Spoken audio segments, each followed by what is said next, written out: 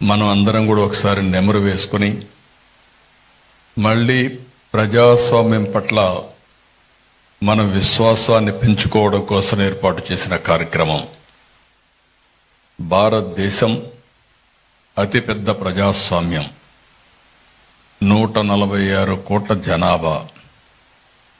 భారతదేశానికి స్వాతంత్రం వచ్చి 78 సంవత్సరాలైంది. 8 దశాబ్దాల ప్రయాణంలో దేశంలో ఎన్నో మలుపులు చూసింది, ఎన్నో సవాళ్లు ఎదుర్కొంది, ఎన్నో విజయాలు సాధించింది. కానీ ప్రజాస్వామ్యాన్ని కాపాడుకున్న ఏకైక దేశం భారతదేశం అని చెప్పి మరొక్కసారి మీ అందరికీ విజ్ఞప్తి చేస్తున్నా. అయితే ఈ వెలుగులు ఒకసారి చూసిన తర్వాత ఏదైతే ఎమర్జెన్సీ రోజు ఒక చీకటి. ఇప్పుడే సమరం గారు చెప్పారు. వారు చెప్పినప్పుడు వారి అనుభవాలతో ఏం జరిగాయో కొన్ని విషయాలు చెప్పారు. అదే మరి నారాయణరావు గారు కూడా కొన్ని విషయాలు మనకు చెప్పారు. ఇక్కడుండే నాయకులు కూడా అనేక విషయాలు చెప్పడం జరిగింది. అయితే ఒక్కొక్కసారి మనం చెడును మరిచిపోయి మంచిని మళ్లీ గుర్తుపెట్టుకునే పరిస్థితి లేకపోతే అలాంటి పరిస్థితులు మళ్ళా పునరావృతమయ్యే పరిస్థితి వస్తుంది. దాని పట్ల ఎప్పుడు జాగ్రత్తగా ఉండాలి. గతం ఎప్పుడు కూడా మనం మర్చిపోకూడదు. మంచి రోజులనే కాదు, చీకటి రోజులు కూడా గుర్తుపెట్టుకోవాలి. అప్పుడే ఏది మంచి ఏది చెడు అనేదానికి మనకు అర్థమవుతుంది. ముఖ్యంగా రాజకీయాల్లో ఉండే మాలాంటి వాళ్ళు, ప్రజా జీవితంలో ఉన్న ఎలాంటి మేమందరం కూడా ఒక బాధ్యతతో ఉండి భావితరాలకు మంచిని అందించవలసిన బాధ్యత మా అందరిపైన ఉంది. ఈరోజు మనందరం మాట్లాడుకున్నట్టు 1975 జూన్ 25 ప్రపంచంలోనే పెద్ద అతి గొప్పదైన భారత ప్రజాస్వామ్యాన్ని పరిహాసం చేస్తూ ఎమర్జెన్సీ విధించిన రోజు. భారతదేశంలో అతి పెద్ద చీకటి రోజు. భారత రాజ్యాంగాన్ని, భారత హక్కులని, ప్రజల హక్కుల్ని కాలరాసిన రోజు. ఇప్పుడే సమరం గారు చెప్పినట్టు దేనికోసం మేము పోరాడామని అనునిత్యం ఆలోచించి గోరా గారు చనిపోయే పరిస్థితి తీసుకొచ్చాం. అంటే అలాంటి ఘోర సంఘటన జరిగింది.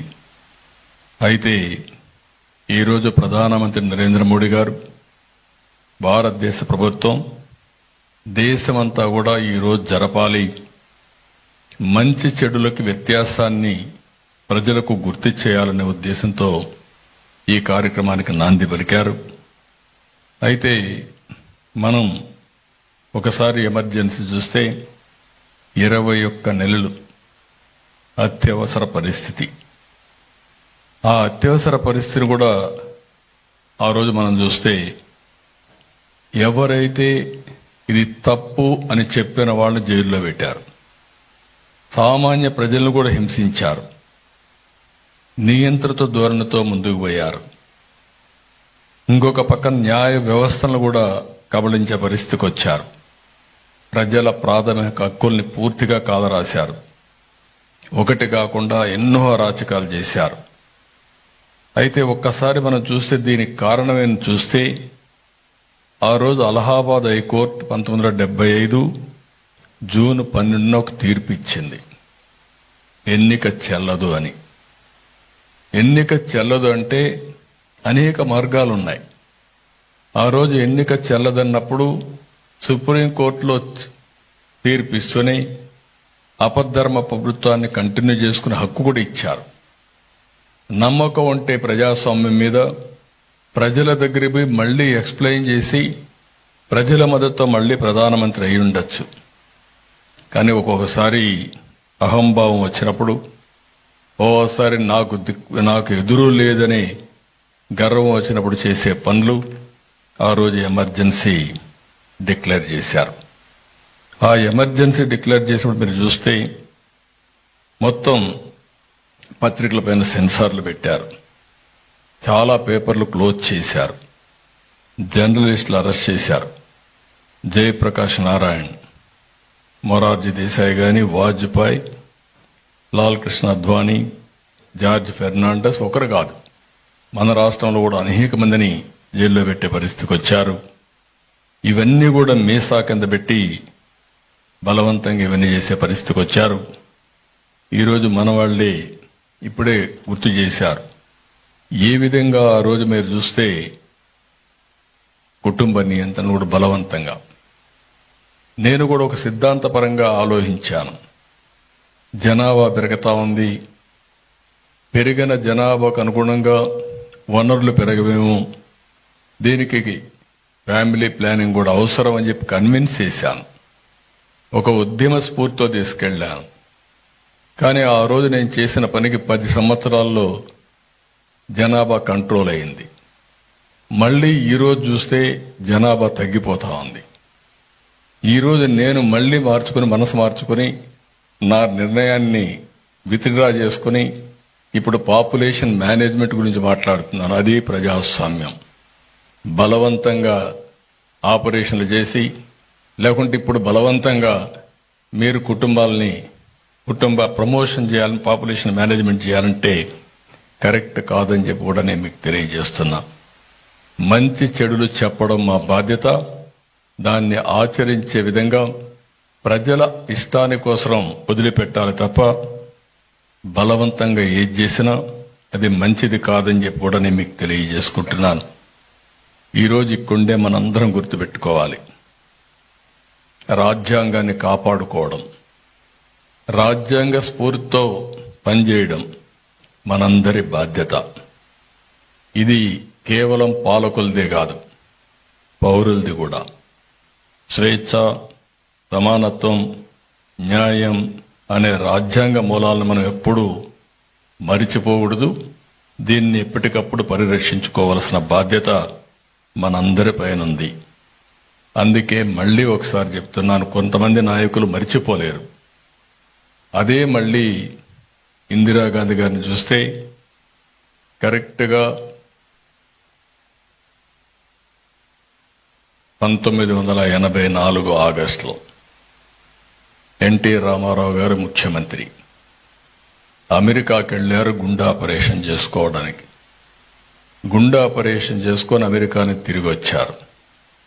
తిరిగి వచ్చిన సమయంలో మెజారిటీ ఎమ్మెల్యేలుంటే ఆయన ప్రభుత్వాన్ని బర్తరఫ్ చేశారు. మళ్లీ ప్రజాస్వామ్యవాదులందరూ కలిసి 30 రోజులు ఎన్టీ రామారావు గారు ప్రజా ఉద్యమం చేసి 30వ రోజున మళ్లీ ముఖ్యమంత్రిగా చేసిన పరిస్థితి తీసుకొచ్చారంటే ఇందిరాగాంధీ మెడలు వంచి ఎన్టీ రామారావు గారు ముఖ్యమంత్రి అయ్యారు. అది ప్రజాస్వామ్య విలువ అని చెప్పి కూడా నేను మీకు తెలియజేస్తున్నా, విజయం అని చెప్పి నేను మీకు తెలియజేస్తున్నా. ఈ 2 ఎగ్జాంపుల్ చూసిన తర్వాత ఒక్కొక్కసారి లీడర్స్ మారరు. అలాంటిది మన రాష్ట్రంలో మీరు చూస్తే 14-19 ఆ రాజకీయ చరిత్రలో చాలా మంది ముఖ్యమంత్రులను చూశాను. కానీ 19-24 చెప్పాను. 19-24 సంవత్సరం నుంచి 24వ సంవత్సరం వరకు చాలా మంది ముఖ్యమంత్రులు చూశాను. కానీ నేను కూడా సమైక్య ఆంధ్రప్రదేశ్లో అందరికంటే ఎక్కువ ముఖ్యమంత్రిగా ఉన్నాను. 9 సంవత్సరాలు నేనే ముఖ్యమంత్రి, 10 సంవత్సరాల అపోజిషన్ లీడర్ని. ఒక ముఖ్యమంత్రి ఈ విధంగా చేయగలుగుతాడా నాకే అర్థం కాలేదు. 5 ఏళ్ళు అదే జరిగింది. దీనివల్ల మనం చాలా నష్టపోయాం. పాలన ఎలా ఉండకూడదో ఎమర్జెన్సీ ఒక కేస్ స్టడీ అయితే, పాలకులు ఎలా ఉండకూడదో గత పాలకులు ఒక కేస్ స్టడీ. ఈ విషయాన్ని మనందరం గుర్తుపెట్టుకోవాలి. అన్యాయం, అక్రమాలు, అవినీతి ఎవరు గొంతు విప్పినా నిర్మోహమాటంగా గొంతు నిలివేసే పరిస్థితికి వచ్చారు. ఎక్కడ చూసిన కబ్జాలు, మోసాలు, బెదిరింపులు, దాడులు, కేసులు, ఆస్తులు రాయించుకోవడం, రౌడీజం చేయడం, ఇలా ఒకటిగా చాలా జరిగాయి. కడాన ఒక డాక్టర్ మాస్క్ అడిగితే కరోనా సమయంలో నువ్వు అడిగే అంత ధైర్యం నీకు వచ్చిందని అతన్ని వేధించి పిచ్చివాడిని చేసి నడి రోడ్డును చంపేసే పరిస్థితికి వచ్చారు. ఇలాంటివన్నీ సరే, నాకు కూడా చాలా సమస్యలు వచ్చాయి. నాకు ఒకటే డిటర్మినేషన్, నన్ను అభిమానించిన తెలుగు ప్రజానీకం కోసం నేను ఏమైనా పర్వాలేదు, పోరాటం చేయాలి, మళ్లీ ఈ రాష్ట్రాన్ని కాపాడుకోవాలి అనే ఏకైక ధ్యేయంతో ముందుకు పోయాను తప్ప ఎక్కడా రాజీ పడలేదు. అదే సమయంలో మిత్రుడు పవన్ కళ్యాణ్ కూడా చాలా అవమానాలు పడ్డాడు. ఆ రోజు ఆయన కూడా ఒకటే ఆలోచించాడు, ఎట్టి పరిస్థితిలో ఈ రాష్ట్రంలో మళ్ళా ప్రజాస్వామ్యాన్ని కాపాడుకోవాలని ముందుకొచ్చారు. అందరం కలిశాం.